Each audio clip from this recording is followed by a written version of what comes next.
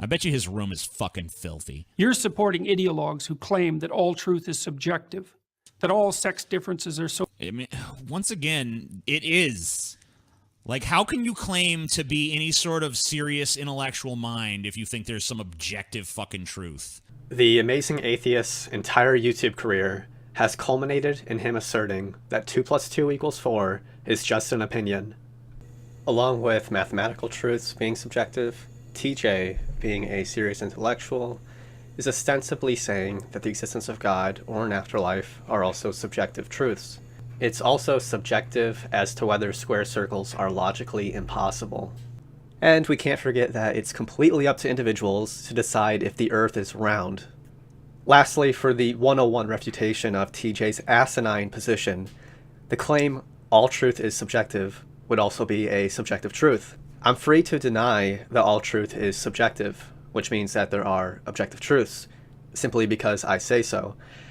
And so TJ's position is self-defeating. Or he could say that there is at least one objective truth, that all other truths are subjective. But if there's at least one objective truth, then why couldn't there be more? Now, it should be noted that I'm using the orthodox definitions of objective and subjective here. That is, the definitions philosophers tend to use. Roughly, objective truths are mind-independent truths. For example, we live in a heliocentric solar system. That's true independent of our beliefs, attitudes, or preferences. Subjective truths are mind-dependent truths. For example, ice cream is good. That claim is made true by TJ's preference for ice cream. Because he's not just a YouTuber, I assume Peterson is operating under these definitions as well, even though his worry about subjective truth is somewhat comical given his piss-drinking pragmatism. This is even a point that doesn't manage to escape TJ. Like, you obviously are getting rid of, like, you're the one who's denying quote-unquote objective truth at that point and coming up with some other definition of true. In fact, the first time that Jordan Peterson and Sam Harris sat down for a conversation together, it was one of the most frustrating things I've ever attempted to watch, because the entire conversation was about them trying to come to some consensus about just basic reality. Right. And Jordan Peterson, his head is so full of just outright arbitrary nonsense that they couldn't even get past that. We got it! Yeah! You're supporting ideologues who claim that all truth is subjective, that all sex differences are so... I mean, once again, it is. Like, how can you claim to be any sort of serious intellectual mind if you think there's some objective fucking truth? Even science doesn't claim 100% objectivity.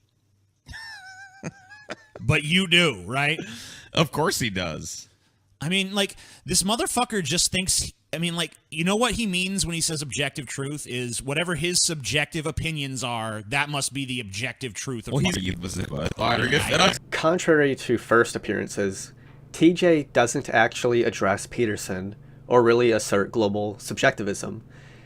You see, TJ oddly defines objective truth as 100% objectivity. But that's not at all what people ordinarily mean when they argue against global subjectivism. We may not be able to claim with 100% objectivity that we live in a heliocentric solar system, but it's still an objective truth. So even though TJ is using a bizarre definition, and from this video alone he's not committed to global subjectivism, I still believe that it's worth addressing. Anyway, I think TJ's confusion here is easy to understand. He's only vaguely aware of the terms he uses and the views he advances.